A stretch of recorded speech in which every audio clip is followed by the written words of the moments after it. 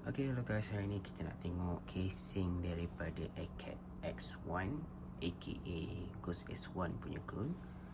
So waktu korang beli, dia akan datang dalam satu kotak biasa. So basically packaging dia tak berapa cantik lah sebenarnya. Dia cuma letak foam ni. Lepas tu kat casing tu ada plastik lah. Tapi ni saya dah buka. Dan bila korang beli, korang akan dapat ni dalam toolbox ada bagi ni sekali.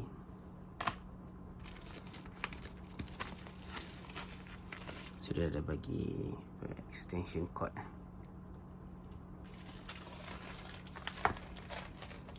Ini dia ada bagi, inilah toolbox. So dalam ni ada skru dengan beberapa besi yang tak tahu function dia apa sebab tak ada manual. So ada kaki casing ni sekali. And then kalau korang beli sekali PCI eraser, dia akan bagi macam ni. Okay, so jom kita tengok case dia.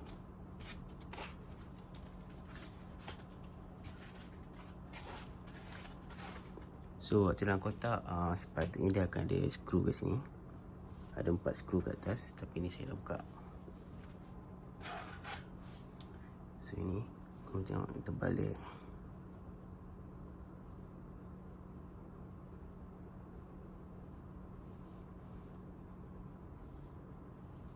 So ni magnet dia, tapi macam tak function pun sebab tak lekat.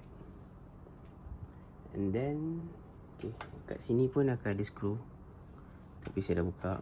Ni tak sure function tu apa. Rasanya kalau beli top height dia function kot ni.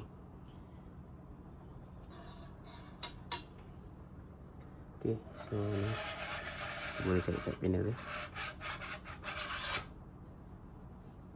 Kamu tengok lah, ni finishing dia.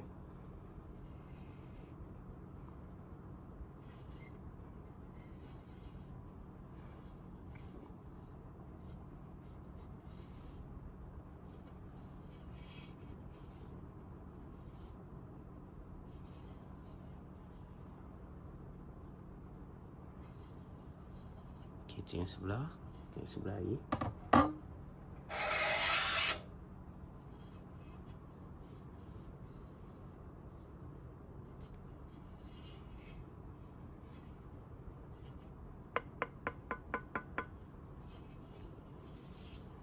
So overall okay lah quality dia.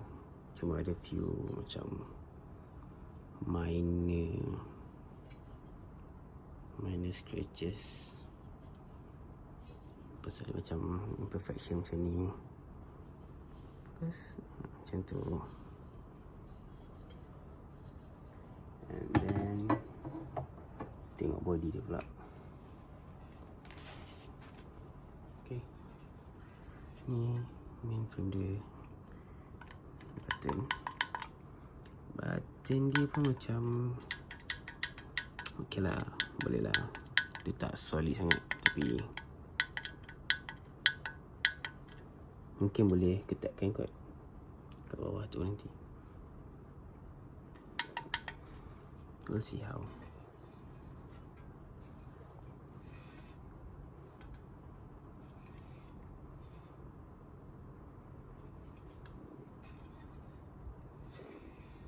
So di sini akan jadi tempat motherboard, graphic card, power supply.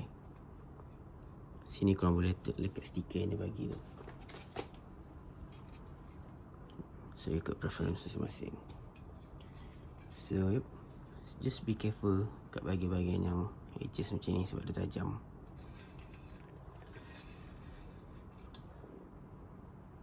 So that's about it. Nanti kalau dah siap pasang, saya update sini. Update sini pula, saya update lagi. Okay, that is all. Bye bye.